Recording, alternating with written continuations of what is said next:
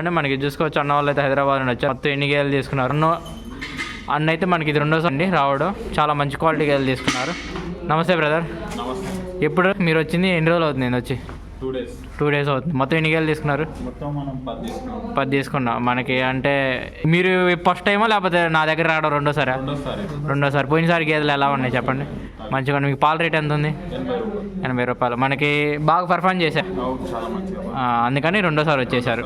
అంటే మీరు ఇంకొకరికి కూడా రిఫరెన్స్ ఇచ్చి పంపించారు కదా మధ్యలో. మొత్తం ఈ బ్రదర్ ద్వారా మనకి 3 కస్టమర్లు అయితే వచ్చారండి మనకి. ఎందుకంటే చాలా మంచి గేదెలు తీసుకున్నాం. ఎప్పుడైనా సరే మంచి క్వాలిటీ గేదెలు ఇప్పిస్తాను.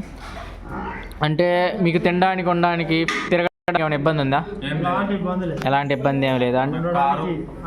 అంటే మిమ్మల్ని ఏమైనా ఫోన్ చేయడం జరిగిందా తీసుకోమని? నచ్చితేనే తీసుకున్నాం. డైరెక్ట్ మాట్లాడి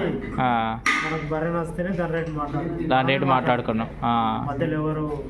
అది మనకి చాలా మంచి గేదెలు తీసుకున్నామండి. ఒక గేదె అంటే రొమ్ము బాగోపోయినా సరే మేము రేటు మాట్లాడుకొని కూడా పాలు తీసుకొని మేము క్యాన్సిల్ చేసాం. మేమే క్యాన్సిల్ చేసాం, ఎందుకంటే ఆ గేదె రొమ్ము బాగల.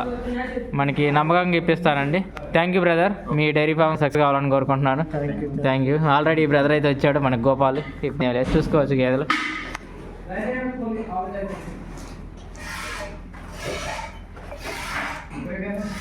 జై హింద్ అండి.